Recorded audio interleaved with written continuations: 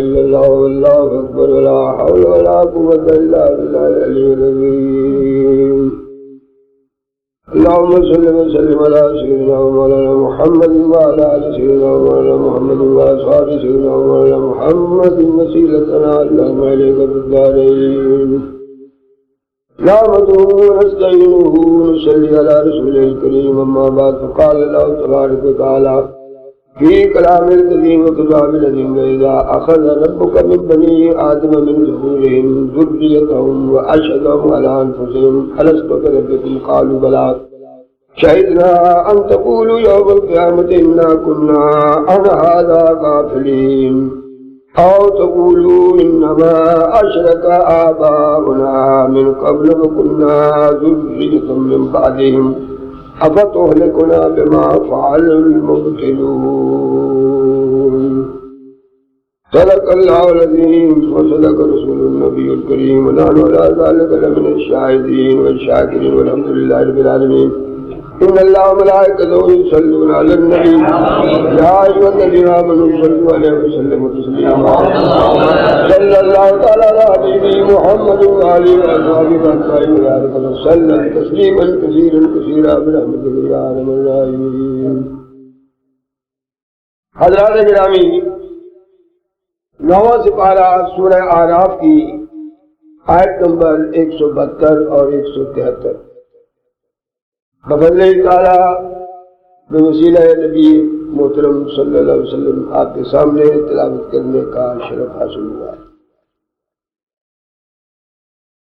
ان آیتوں کا ترجمہ ملاحظہ فرمائے. اللہ تعالیٰ اپنے محبوب سے فرماتے ہیں وَإِذْ أَخَذَ رَبُّكَ. یہ بات پہلے بھی آپ کی گوش گزار کی گئی ہے کہ جو آیت لفظ اذ سے شروع ہوتی ہے اور اس کے بعد جو کچھ بھی اللہ تبارک و تعالیٰ واقعہ بیان فرماتے ہیں وہ ایک ایسا واقعہ ہوتا ہے جو حضور کے علم میں پہلے ہی ہوا ہے اور صرف یاد دہانی کے طور پر وہ بات دہرائی جاتی ہے. وَإِذْ أَخَذَ رَبُّكَ مِن بَنِي آدَمَ مِن ظُهُورِهِمْ ذُرِّيَّتَهُمْ وَأَشْهَدَهُمْ عَلَىٰ أَنفُسِهِمْ. اے محبوب یاد کیجیے اس وقت کو جب بنی آدم کی پشتوں سے آپ کے رب نے ان کی اولاد کو نکالا. وَأَشْهَدَهُمْ عَلَىٰ أَنفُسِهِمْ اور گواہ بنا دیا خود ان کو ان کے نفسوں پر. أَلَسْتُ بِرَبِّكُمْ اور یہ پوچھا کیا میں تمہارا رب نہیں ہوں؟ قَالُوا بَلَىٰ شَهِدْنَا. تمام ارواح اولاد آدم نے کہا ہم گواہی دیتے ہیں ہاں ہاں تو ہمارا رب ہے. اللہ ان تقولوا یوم القیامت انا کنا عن هذا غافلین. پھر بتایا کہ یہ ہم نے اس لیے ان سے سوال کیا کہ کہیں قیامت کے دن یہ نہ کہہ دے کہ ہمیں تو خبر ہی نہیں تھی، ہم بے خبر تھے.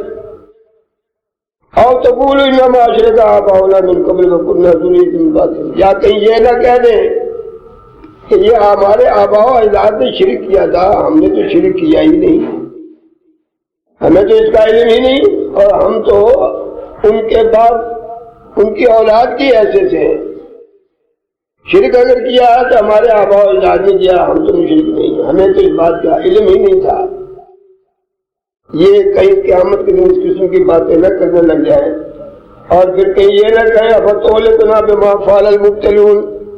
کیا پروردگار ہم نے تو کچھ کیا نہیں، ہمارے آباء و اجداد نے جو کچھ کیا اس کی سزا ہمیں کیوں دے رہا ہے، اس کی سزا ہمیں کیوں دے رہا ہے. یہ دو آیتوں میں یہ بتایا گیا ہے کہ اللہ تبارک و تعالیٰ نے تمام اولاد آدم یا ارواح اولاد آدم سے یہ عہد لیا تھا پکا کہ کیا میں تمہارا رب نہیں؟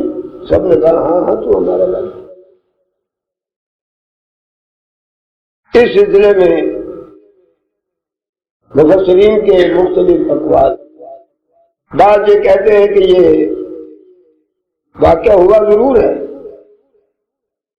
آدم علیہ السلام کی پشت سے ان کی ساری اولاد کی روحیں نکالی گئی، اور اس اجتماع عظیم میں اللہ تعالیٰ نے اجتماعی طور پر یہ سوال کیا کہ کیا میں تمہارا رب نہیں ہوں؟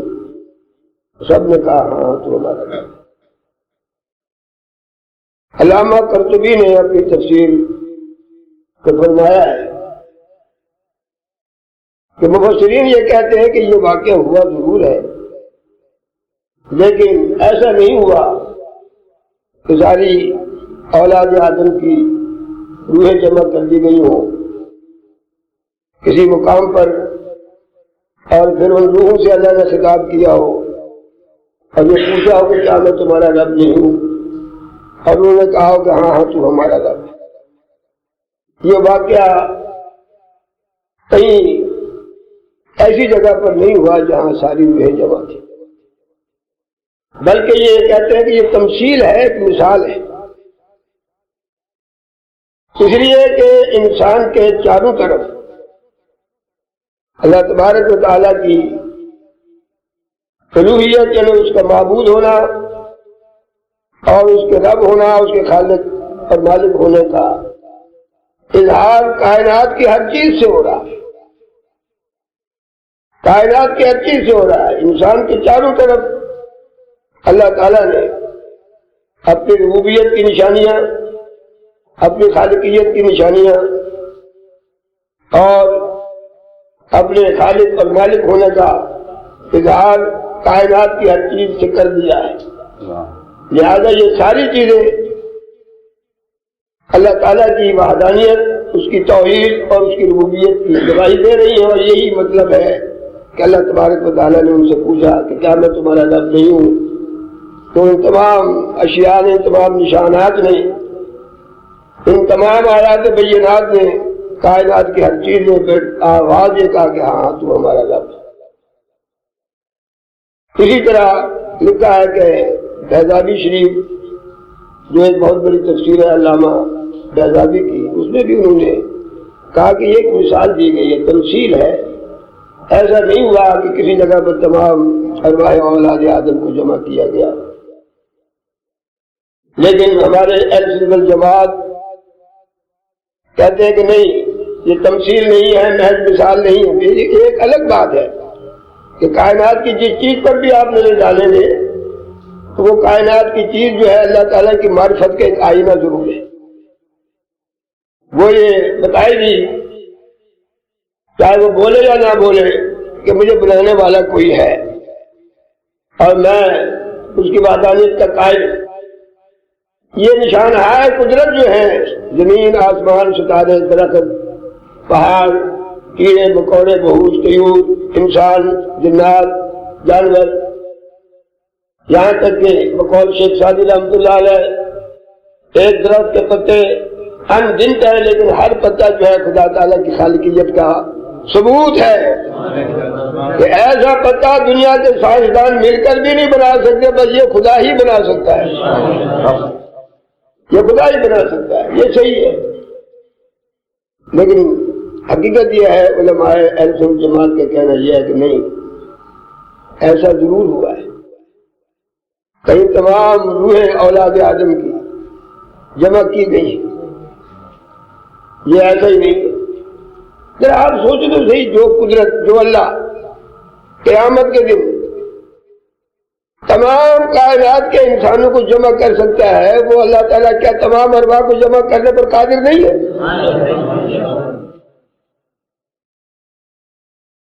لہذا علماء اہل سنت جماعت کہتے ہیں کہ نہیں، جب یہ چیز حدیثوں سے ثابت ہے، نبی کریم صلی اللہ علیہ وسلم کے ارشادات سے ثابت ہے کہ ارواحیں جمع کی گئی اور ان سے پوچھا گیا کیا میں تمہارا رب نہیں ہوں؟ سب نے کہا ہاں ہاں تو ہمارا رب ہے۔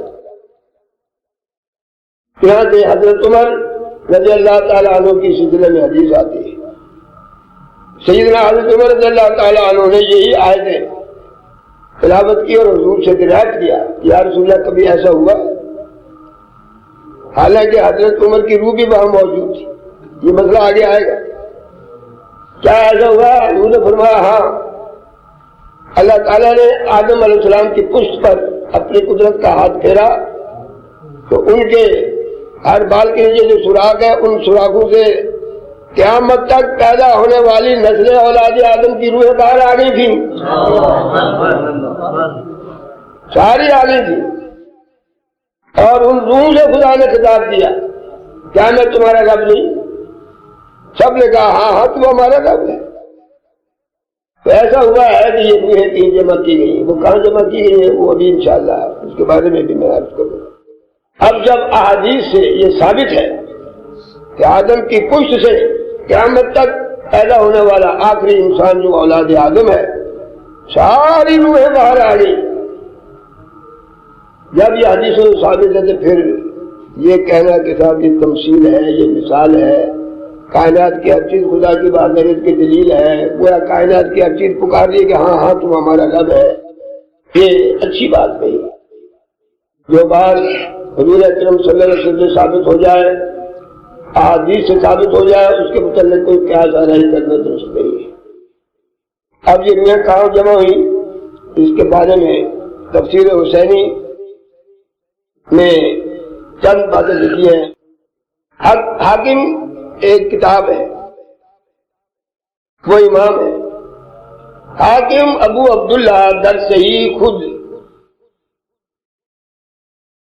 عن ابن عباس نقل میں کنت کہ حاکم اپنی کتاب میں ابو عبداللہ کی روایت سے یہ نقل کرتے ہیں کہ حضرت رسالت پناہ صلی اللہ علیہ وسلم فرمود کہ خدا فرا گرفت از ذریت آدم بنو مان و آبادیس نزدیک بعرفات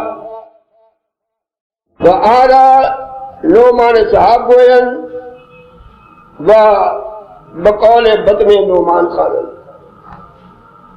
امام حاکم فرماتے ہیں حضرت عبداللہ کی روایت سے کہ یہ حقیقت ہے، اللہ تعالیٰ نے تمام روحوں کو آدم کی پشت سے نکالا۔ کہاں نکالا؟ وادی نعمان میں جو عرفات کے قریب ہے۔ ایک اور روایت در لباب آوردہ کے اخذ میثاق در دے یا بودا وہاں زمینیں در ولایت ہند بعد از خروج آدم بودا از بہشت۔ یہ بھی تفسیر ہے لباب کے حوالے سے تفسیر حسینی کے مصنف فرماتے ہیں کہ اللہ تعالیٰ نے تمام ارواح کو آدم کی پشت سے نکالا ایک ایسی جگہ پر جو ہندوستان میں ہے اور اس کا نام دیہ بود ہے، اور یہ اس وقت ہوا جب اللہ تعالیٰ نے آدم علیہ السلام کو جنت سے نکل جانے کا حکم دیا اور سلام دی تو ان کو اتار دیا۔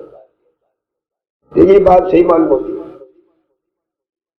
مدر مدارک، یہ مدارک بھی ایک تفسیر ہے، مدارک کے حوالے سے تفسیر حسینی کے مصنف فرماتے ہیں کہ جمہور مفسران برہانن، تمام مفسرین اس بات پر متفق ہیں کہ بعد از خلق آدم و قبل از دخول جنت بودا، یہ واقعہ اس وقت ہوا آدم علیہ السلام کو بنانے کے بعد، ان کی تخلیق کے بعد، اور انہیں جنت میں داخل کرنے سے پہلے اللہ نے زمین پر ہی بنایا ان کو، اس کے بعد جنت میں داخل ہو جاؤ۔ تو تفسیر مدارک کے حوالے سے لکھتے ہیں کہ یہ معاملہ باہر ہی ہوا ہے، تمام ارواح کو جمع کیا گیا اور یہ آدم علیہ السلام کے ساتھ اس وقت معاملہ ہوا جب انہیں جنت سے نکل جانے کا حکم دیا گیا اور زمین پر وہ آئے۔ اور بات کہتے ہیں کہ نہیں، جنت میں داخل ہونے سے پہلے در بر بجائے کے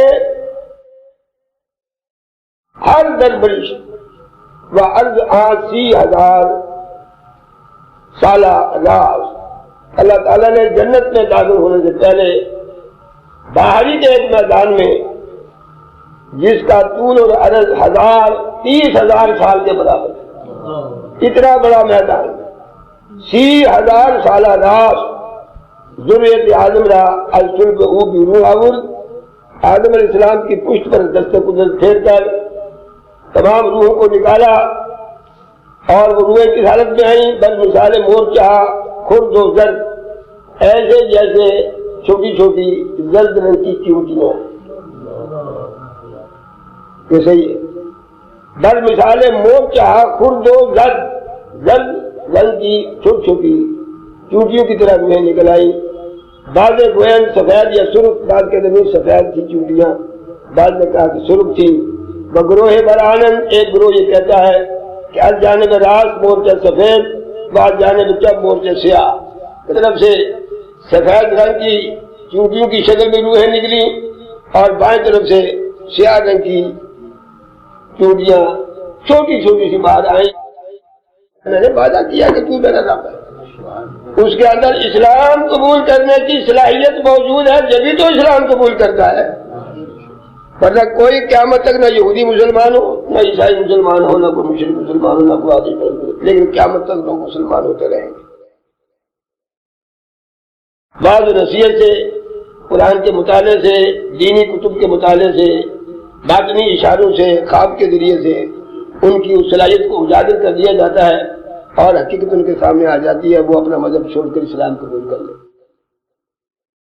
اس کی مثال آپ یوں سمجھیں، ایک شخص نہ تیر سکتا ہے نہ اڑ سکتا ہے، صحیح ہے؟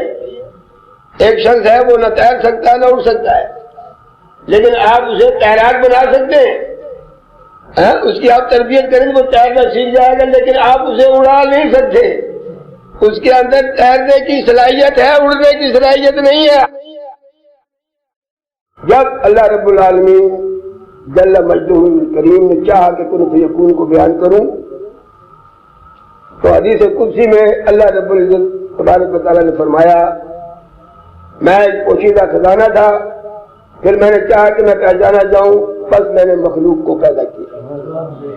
یہ کن فیکون، یہ کن فیکون کی حقیقت ہے۔ اللہ تعالیٰ فرماتے ہیں کنت کنزا مخفیا فاحببت ان اعرف فخلقت الخلق، مجھ تک کسی کی نظر کے آئینے میں پہچانو، پہلے آئینے میں پہچانو، شاہد اول شعور خویشتن، علامہ اقبال نے کیا لکھا، شاہد اول شعور خویشتن تیسرا دیدن بنور خویشتن۔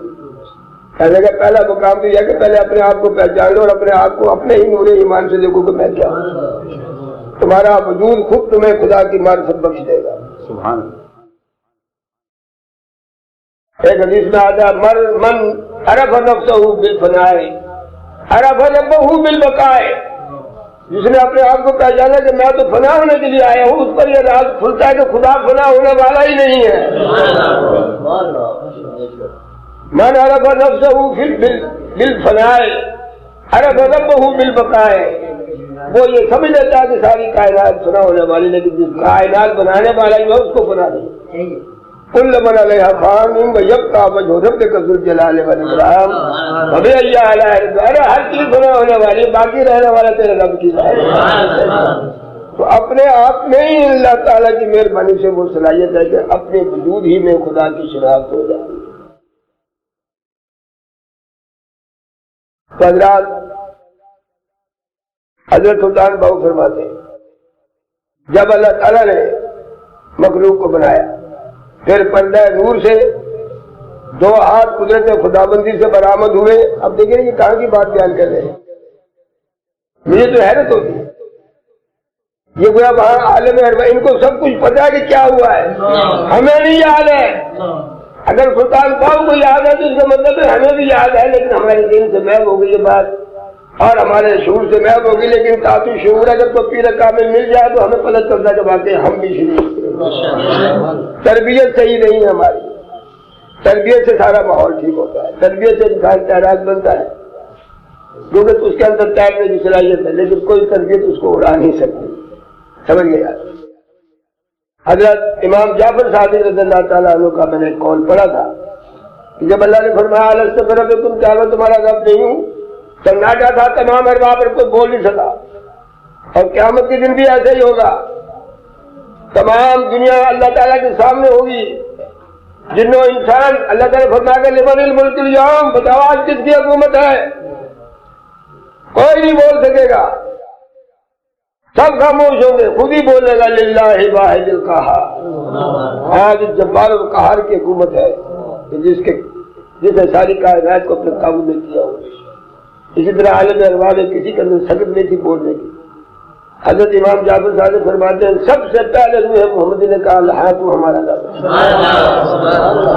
اب اس کا مطلب امام جعفر کو بھی یاد ہے کہ کوئی ماجہ ہوا میرے سامنے ہوا ہے۔ یہ حقیقت سلطان باہو تو بڑی اونچی درجے کے شخص ہے، مجھے افسوس ان کی وہ روپائیاں یاد نہیں جس میں انہوں نے اپنے مقام کو ظاہر کیا۔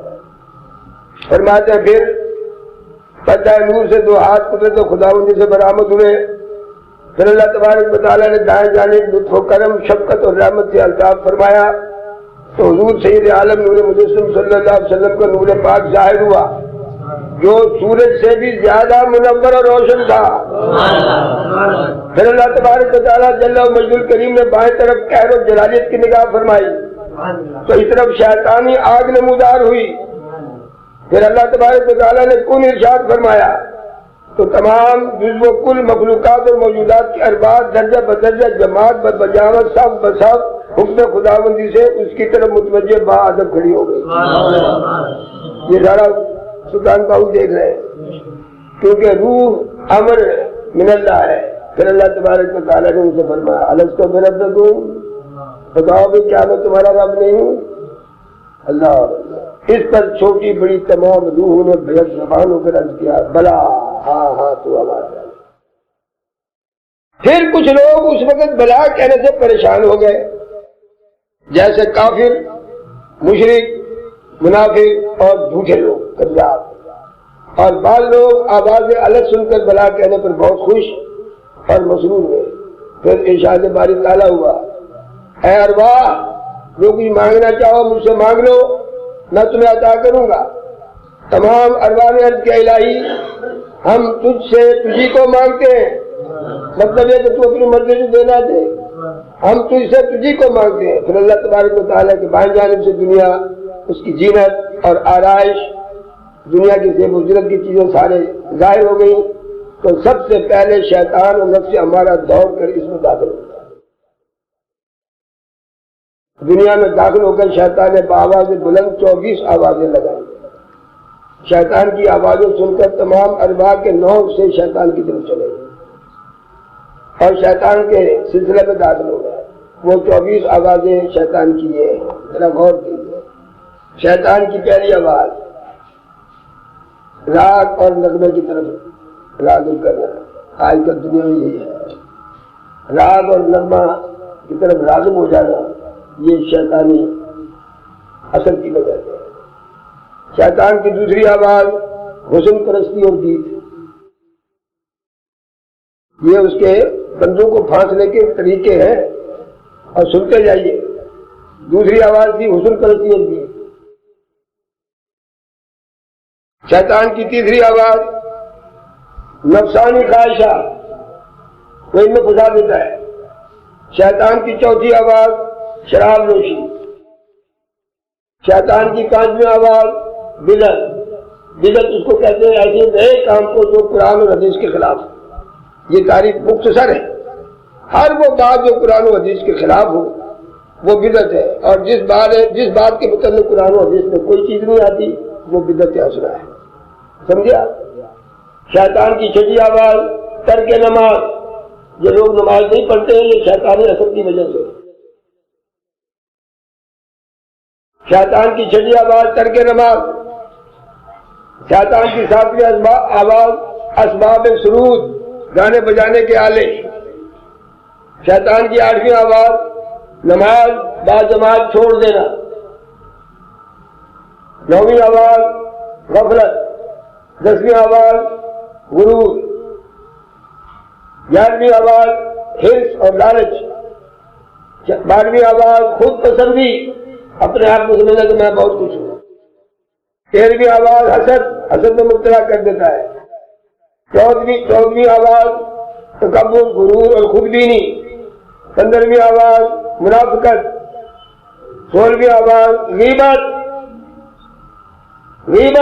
یہ ساری بیماریاں ہمارے اندر ہے، اور اپنا جائزہ لیتے جائیں، میں بھی لے رہا ہوں آپ بھی لے۔ 16ویں آواز غیبت۔ حضرت جنید بغدادی رحمۃ اللہ علیہ کا ایک واقعہ امام کشمیری نے لکھا ہے، فرماتے ہیں ہم بغداد کی جامع مسجد میں ایک مسجد کی نماز جنازہ پڑھنے کے لیے ہم لوگ جمع تھے، بہت لوگ جمع تھے، ابھی میت نہیں آئی، سب انتظار میں۔ میں نے دیکھا دور ایک شخص کھڑا ہو کر لوگوں سے کچھ مانگ رہا ہے۔ اس شخص کے متعلق میرے دل میں صرف اتنا خیال آیا، کاش یہ کوئی کام کرتا، بھیک نہ مانگ، بس اتنا نہ خیال آیا۔ اس کے بعد نماز جنازہ ہوئی، سب لوگ اپنے اپنے گھروں کو چلے گئے۔ رات کو میں جو اپنے درد و مزاج کرتا تھا، نفل پڑھتا تھا، کسی درد و مزاج میں میرا دل ہی نہیں لگا، میں کوئی وظیفہ کر ہی نہیں سکا، کوئی نفل پڑھ ہی نہیں سکا۔ ساری رات اسی طرح گزر گئی، مجھے بڑا دکھ ہوا کہ یہ کیا ہو گیا۔ میرے معمولات جو رات کو تھے وہ سارے کے سارے ختم ہو گئے، آج کوئی عبادت نہیں ہو سکی۔ اسی اثنا میں سوچ بچار میں ذرا میری آنکھ جو لگی ہے تو میں نے دیکھا کچھ لوگ، ایک بہت بڑا تشت ہے، اس کے اندر وہی شخص جو بھیک مانگ رہا تھا اس کو بٹھایا ہوا ہے، تو اس کا گوشت کھا لے۔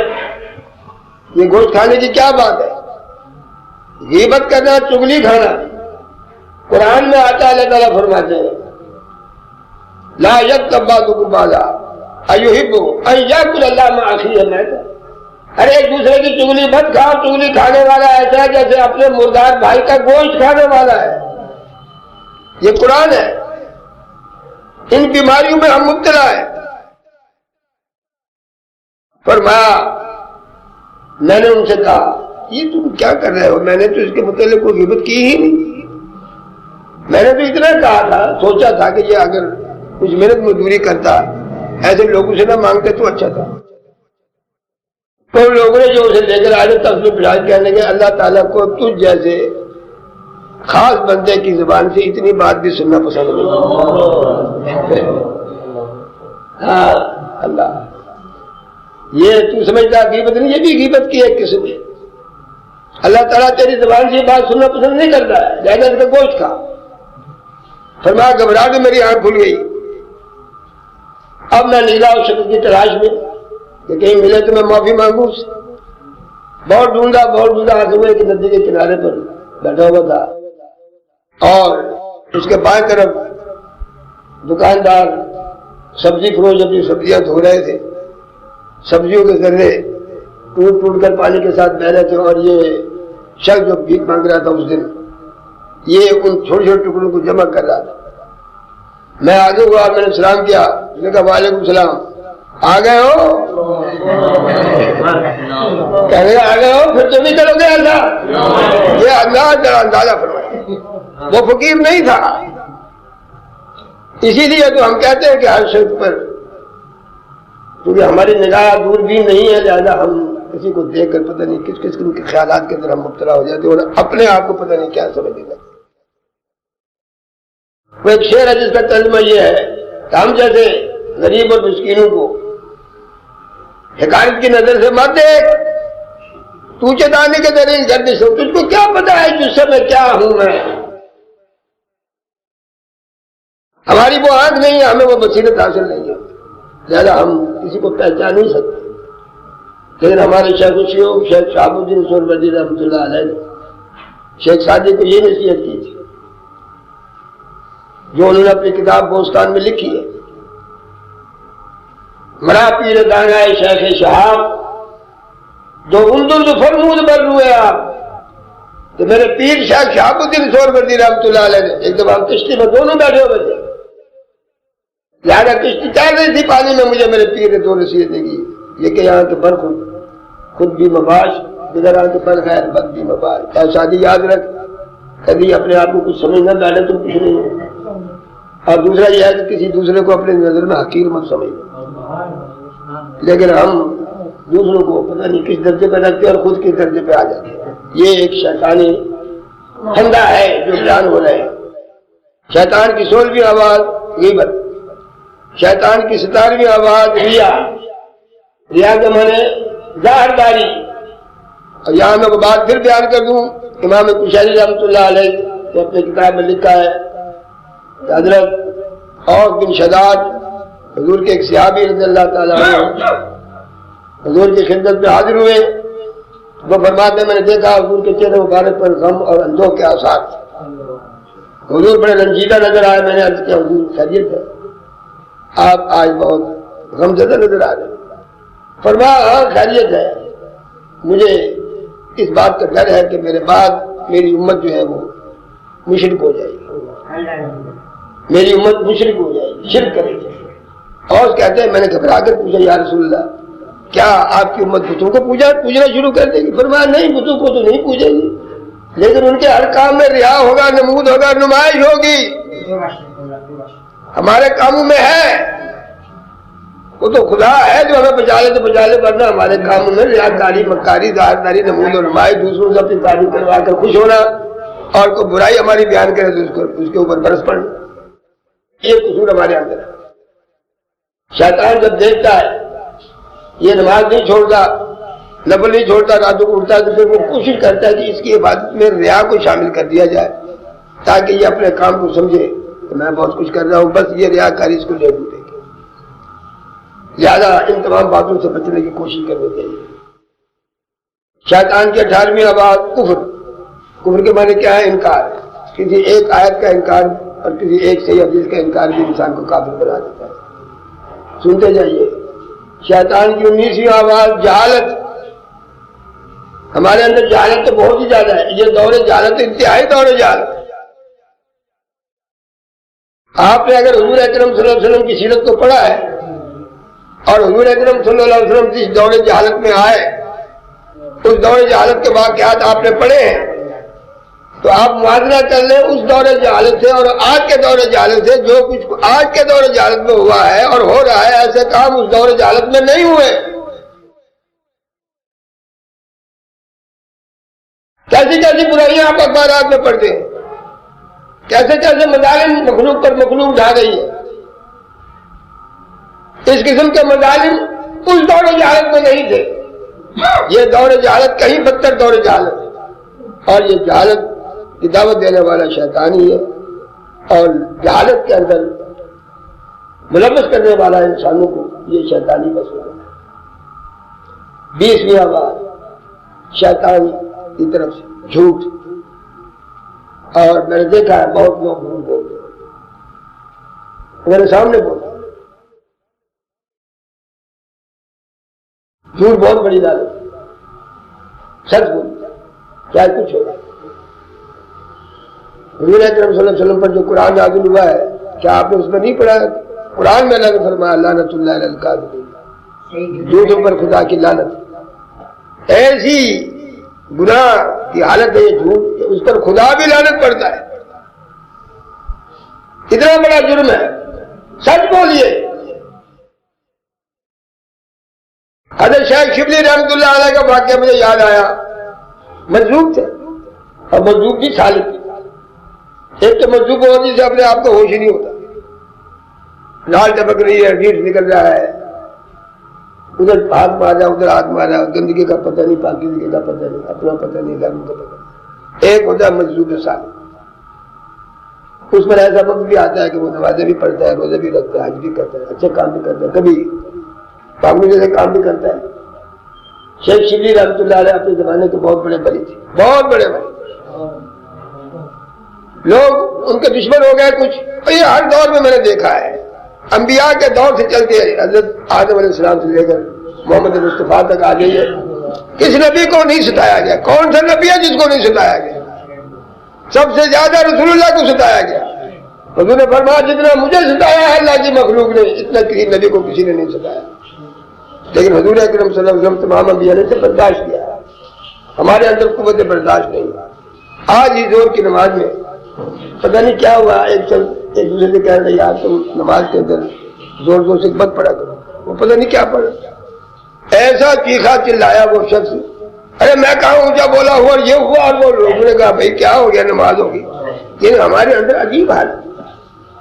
ہم کوئی صحیح بات سننے کے لیے تیار نہیں, کوئی صحیح بات کہنے والے کی طرف متوجہ ہونے کے لیے تیار نہیں. ہمارا پارا جلدی سے اچھل پڑتا ہے. اللہ محفوظ رکھے. حضرت شیخ شبلی رحمۃ اللہ علیہ کہ لوگ کچھ دشمن ہو گئے, انہیں مارنے کے لیے بھاگے, وہ بھی بھاگے.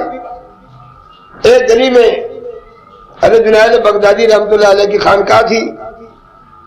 شیخ شبلی جلدی سے خانقاہ میں گھس گئے اور جا کے کونے میں چپ کر کے بیٹھ گئے دبک کر. وہ جو پیچھے مارنے والے تھے وہ بھی بھاگتے بھاگتے جنید بغدادی کی خانقاہ تک پہنچے. دیکھا جنید بغدادی دروازے کے اندر کھڑے. فرمایا شیخ شبلی تو ادھر تو نہیں آئے؟ کہنے کہ ہاں اندر چلا گیا. یہ اندر ہے میرے. شیخ شبلی نے سنا تو بڑا دل میں خیال آیا کہ دیکھو جی مجھے مروا ہی رہا ہے. یہ موقع تو نہیں تھا سچ بولنے کا, یہ مجھے مروا ہی رہا ہے. جان بوجھ گئے. اچھا خدا کی شان دیکھیے, یہ مارنے والے اندر گزرے نہیں, شیخ شبلی نظر ہی نہیں آئے. اب وہ بڑے حیران تھے کہ دروازہ کوئی دوسرا نہیں ہے, کوئی روشن دان نہیں ہے, کوئی کھڑکی نہیں, کہاں گئے شیخ. ڈھونڈ ڈال کے واپس آیا.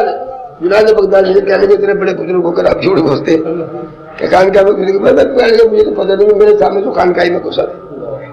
جب وہ چلے گئے شیخ شبلی باہر نکلے, فرمانے لگا آج تو آپ نے مجھے مروا ہی دیا تھا.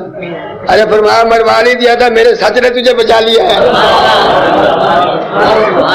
میرے سچ نے تجھے بچا لیا ہے. سچ بولو, کچھ نہیں ہوگا.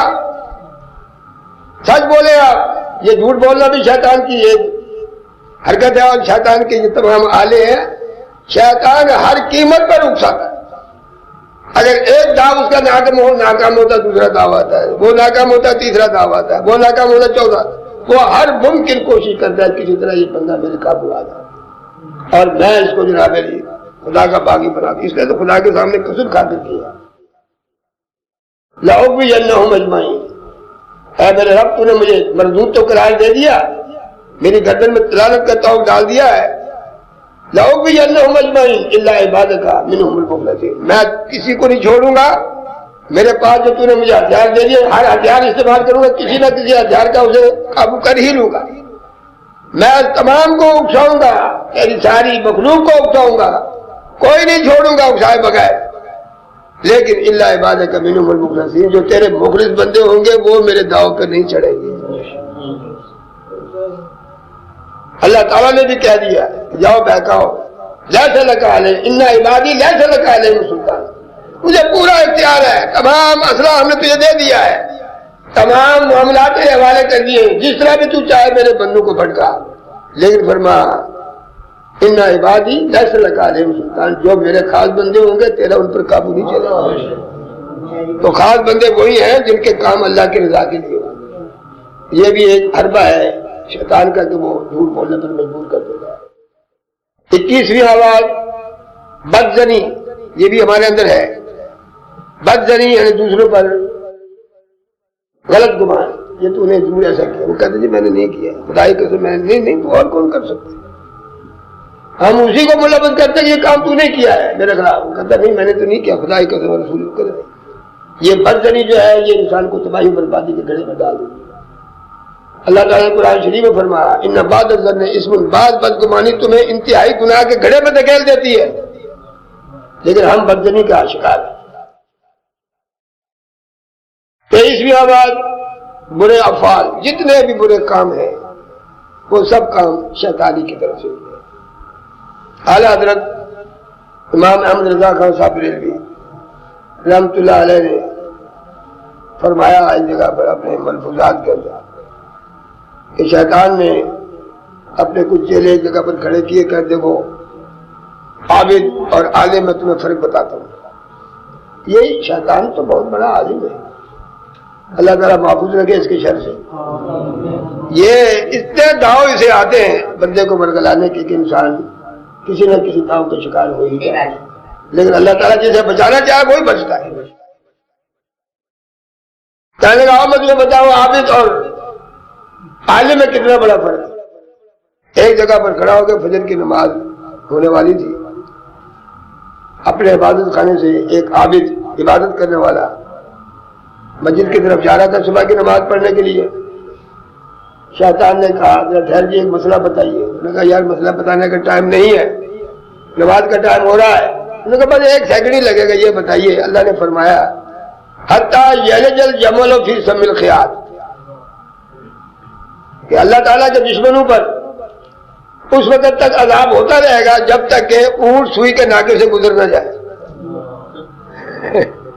حتیٰ یلج الجمل، جمل کہتے ہیں اونٹ کو، سمل بنے سوراخ، خیاط کے بنے سوئی، جب تک سوئی کے ناکے سے اونٹ نہ گزر جائے اس وقت تک مجرموں پر عذاب ہوتا رہے۔ تو عابد سے کہنے کا کیا ایسا ہو سکتا ہے؟ سوئی کے ناکے سے اونٹ گزر سکتا ہے؟ انہوں نے کہا یار کیسے گزر جائے گا، وہ ذرا سی سوراخ اس میں تو اونٹ کیسے کرنا، ہاں بچائیے۔ اس کے بعد ایک عالم ربانی آ رہا تھا، عالم ربانی آ رہا، ذرا ٹھہری صاحب ایک مسئلہ بتاؤ۔ نے کہا صاحب نماز ہونے والی، انہوں نے کہا ایک منٹ یہ بتائیے، اللہ نے فرماتا حتیٰ یلج الجمل فی سم الخیاط، مجرموں پر اس وقت تک عذاب ہوتا رہے گا جب تک اونٹ سوراخ سوئی کے سوراخ میں سے گزر نہ جائے۔ کیا ایسا ہو سکتا ہے؟ کیسے ہو سکتا ہے؟ کیا ایسے ہو سکتا ہے کہ سوئی کے ناکے میں سے اونٹ گزر جائے؟ عالم جھجلا کر کہنے لگا میرا خدا کیا نہیں کر سکتا، وہ جو چاہے کر سکتا ہے۔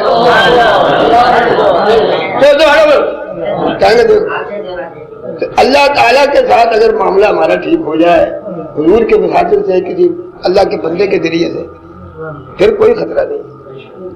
مگر یہ وسوسے آئیں گے، سب کچھ ہوتا رہے گا، لیکن ان کو بھگاتے رہیے، ان کو بھگاتے رہیے، ان میں دلچسپی ذرا نہ لیجیے۔ اگر آپ نے دلچسپی لینا شروع کر دی تو بس آپ شکار ہو گئے، آپ شکار ہو گئے۔ 22ویں آواز نظر بد، نظر بد یہ بھی نظر لگتی ہے، قرآن شریف میں اس کا حوالہ موجود ہے۔ اور حضور اکرم صلی اللہ علیہ وسلم نے فرمایا نظر بد انسان کو کھا جاتی ہے، بعض اوقات انسان اسی وقت مر جاتا ہے۔ ایسی نظر لگانے والے لوگ ہوتے ہیں، ایسے حسد کی بنیاد پر نظر لگاتے ہیں کہ اس کا ستیہ ناش کر کے لاتے ہیں۔ حضور نے فرمایا اگر یہ پتہ لگ جائے کہ کس کی نظر لگی ہے تو اسے لے آؤ، اس کو کہو وضو کرے یا غسل کرے، ایک پانی اس کے غسل کا یا وضو کا برتن میں جمع کرو، پھر اس جسم کے پانی کو یا اس کے وضو کے پانی کو جس کو نظر لگی ہے اس کو نہلا تو وہ ٹھیک ہو جائے گا۔ یہ حضور نے علاج بیان کیا اور یہ صحیح ہے۔ نظر بد جب کسی کو دیکھو اور وہ چیز اچھی لگے، حضور نے فرمایا کہو سبحان اللہ، ماشاء اللہ، یہ کہو کہ تو نظر بد نہیں لگے گی۔ حضرت علی کو لوگ دیکھتے تھے کہتے تھے سبحان اللہ ماں جاؤ آ جائے، سبحان اللہ یہ نوجوان کتنا خوبصورت ہے۔ لہذا عمل تو نظر ایسی اٹھانی نہیں چاہیے کسی کی طرف کہ انسان حسد کے مارے اس کا برائی ہی چاہے۔ عمل تو نظر بد اٹھانے والا اللہ کے نزدیک بڑا مجرم ہے، اور وہ اگر چاہے تو اس کو نظر بد کو بے اثر بھی کر سکتا ہے، لیکن اس نے بتایا کہ نظر جو ہے انسان کو کھا جاتی ہے، اس کا علاج یہی ہے قل اعوذ برب الفلق قل اعوذ برب الناس، اور ایک دعا ہے اعوذ بکلمات اللہ التامۃ من شر کل شیطان وہامۃ ومن کل عین لامہ۔ عین لامہ کے معنی نظر لگانے والی آنکھ، یہ نظر لگ جاتی ہے اور یہ بھی شیطانی افعال میں سے ایک فعل ہے۔ اور 24ویں آواز شیطان کی 24ویں آواز حرص اور لالچ، یہ بھی ہمارے اندر ہے۔ اللہ ماشاء اللہ کوئی ہوگا، لیکن حرص پر بھی بقول شخص سے کوئی نقطہ نہیں ہے۔ فرمایا جس طرح حرص کے معنی لالچ ہے اور ہاتھ پر کوئی نقطہ نہیں، اسی طرح حرص کرنے والا لالچ کرنے والا محروم ہی رہتا ہے۔ یہ 24 شیطانی ہتھیار ہے، لیکن یہ جو ہے 23واں شیطان کی 23ویں آواز تمام برے افعال، آپ اس کی کوئی تعداد نہیں۔ پر جو کوئی ان صفات میں سے کسی بھی صفت کے ساتھ موصوف ہے اس کی روح ان شیطانی آوازوں کی سماعت سے، حضرت سلطان باہو صاحب فرماتے ہیں ان 24 باتوں میں سے کوئی بات بھی اگر کسی کے اندر ہے تو اس کی روح شیطانی آوازوں کی سماعت میں سے ہے۔ ان کا وہی حال ہے جو شیطان لعین کا حال ہے، یہ مت بھولیے۔ شیطان تمہیں نظر سے ڈراتا ہے، فقر سے ڈراتا ہے، محتاجی سے ڈراتا ہے، اور تمہیں فحشات کا حکم دیتا ہے، غلط کاموں کا حکم دیتا ہے۔ بس جن لوگوں کی ارواح صوت شیطانی سن کر دنیا میں داخل ہو گئی وہ دنیا کو حاصل کرنے میں کامیاب ہو گئے۔ یہ 24 آوازیں ان لوگوں نے سنی، ان روحوں نے سنی جو شیطان کے ساتھ داخل ہو گئی تھی، وہ سارے کے سارے دنیا دار ہو گئے اور دنیا حاصل کرنے میں کامیاب ہو گئے. اور ان دنیا کو پسند کرنے والے لوگوں نے دنیا میں مشغول ہو کر اللہ کی طرف دیکھنا بھی چھوڑ دیا. آج کی دنیا میں ایسا بہت ہے اور دنیا میں غرق ہو گئے. اور جو ان ارواح میں سے باقی بچے، اللہ نے پھر ان سے پوچھا اے ارواح مجھ سے مانگو تاکہ میں تمہیں عطا کروں. ان باقی ارواح نے بھی یہی کہا یا اللہ ہم تجھ سے تجھی کو مانگتے ہیں. پھر اللہ تبارک و تعالیٰ نے دائیں طرف سے حور و قصور اور بہشت کی نعمتیں اور بہشت کو ان پر ظاہر کر دیا، تو ان باقی روحوں میں سے 9 سے شریعت محمدیہ کے ذریعے جنت میں داخل ہو گئے. یہ سب سے پہلے جو روحیں جنت میں داخل ہوئی وہ اہل تقویٰ لوگ تھے. چنانچہ انہوں نے تقویٰ اور پرہیزگاری کی آواز دی اور یہ آواز مندرجہ ذیل ہے. ان متقی پرہیزگاروں نے جنت میں جا کر کیا آواز دی ہے؟ پوری آذان ہے. یہ پوری آذان ہے. جنت میں جانے والوں نے کیا کہا؟ اللہ اکبر اللہ اکبر اللہ اکبر اللہ اکبر اشہد ان لا الہ الا اللہ اشہد ان لا الہ الا اللہ اشہد ان محمد رسول اللہ اشہد ان محمد رسول اللہ حی علی الصلاۃ حی علی الصلاۃ حی علی الفلاح حی علی الفلاح اللہ اکبر لا الہ الا اللہ. یہ اہل جنت کی آواز. اور سنیے باقی ایک حصہ ارواح کا جو بارگاہ خداوندی میں حاضر ہے، نہ تو انہوں نے دنیا کی شیطانی آوازوں پر توجہ دی اور نہ ہی ان کے کانوں میں آخرت کی آوازوں کا کچھ گزر ہوا. یہ لوگ دیدار خداوندی کے مشتاق تھے. اللہ یہ لوگ دیدار خداوندی کے مشتاق. فنا فی اللہ بقا باللہ. ہر وقت حضور نبی پاک صاحب الاولاد علیہ افضل الصلاۃ والتسلیمات کی مجلس میں حاضر ہو کر شرف باریابی پانے والے اور عارف باللہ فقیر ہیں، جن کے بارے میں حضور سید عالم صلی اللہ علیہ وسلم نے ارشاد فرمایا الفقر فقری والفقر منی. فقر میرے لیے فخر ہے اور یہ فخر میری طرف سے ہے. پھر ارشاد نبی صلی اللہ علیہ وسلم ہوا. کیا ہوا؟ اہل عقبہ پر دنیا حرام ہے. اہل عقبہ پر دنیا حرام ہے. اہل دنیا پر آخرت حرام ہے. دنیا اور آخرت دونوں طالب مولا پر حرام ہے. ان کو صرف مولا کی طرف ہے. اور یہ حدیث ہے نبی پاک صلی اللہ علیہ وسلم کی کہ حضور نے فرمایا طالب الدنیا مؤنث. دنیا کے طلبگار سب مؤنث ہیں، عورتیں. اس کی تفصیل میں جانے کا ٹائم نہیں. طالب الدنیا مؤنث. دنیا کے طلبگار مؤنث ہے.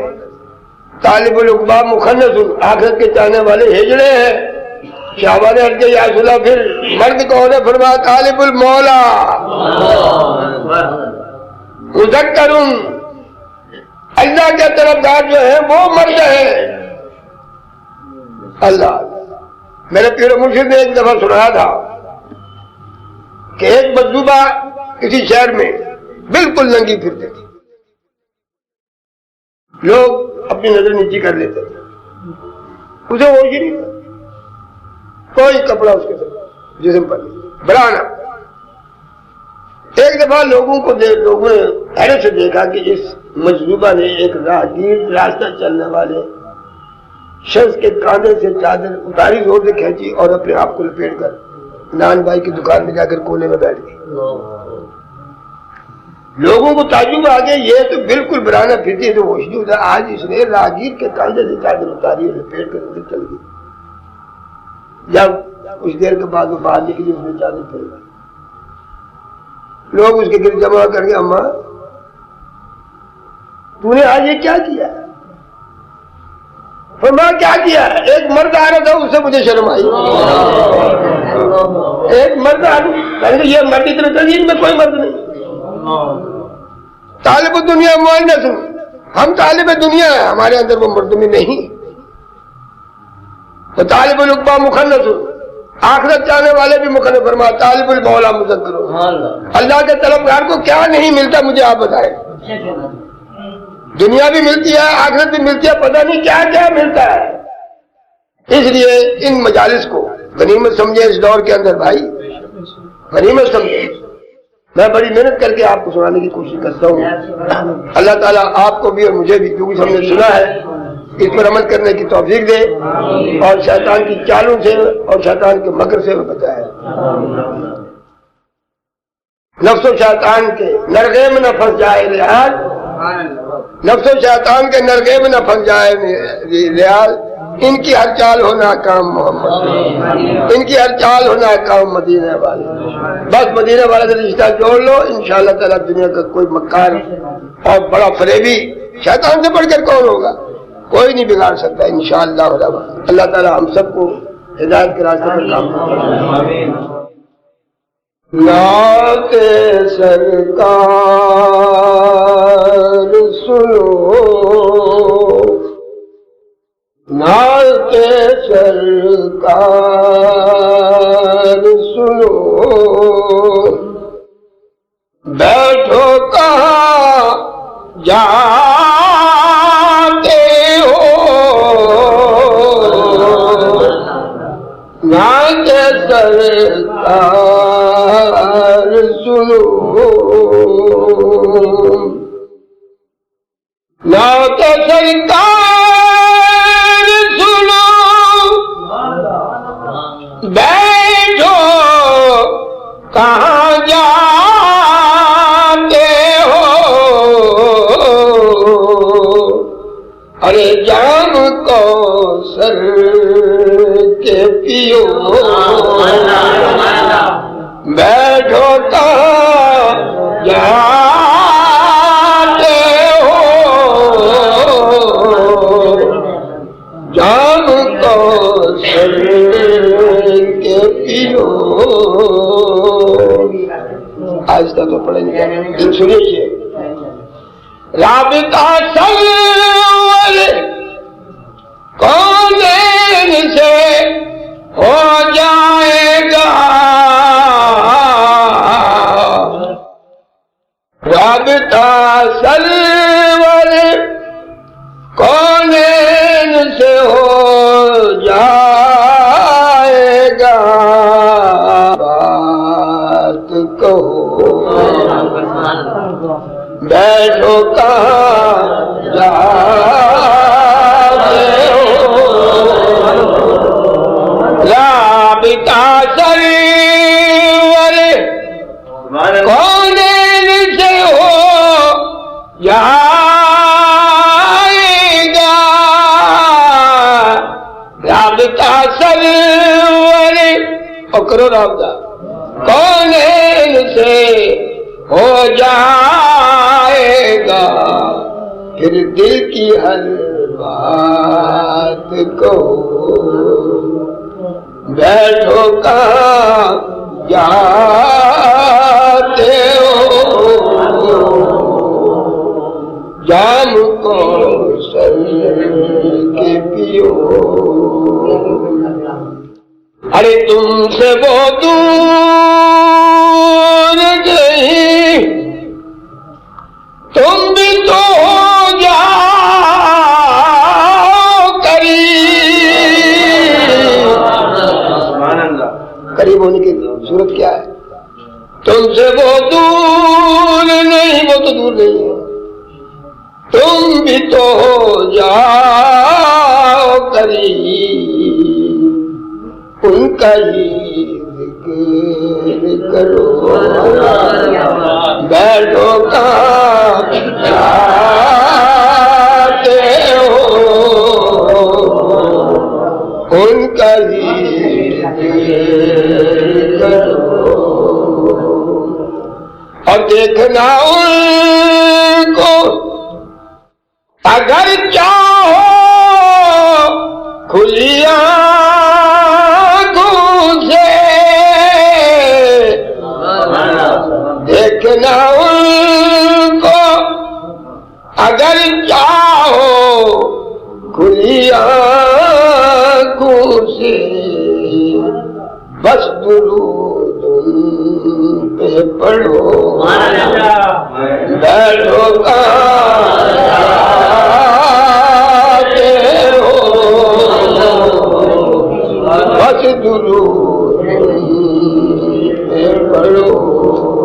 سنیے. خوب رو تم کو بنا دے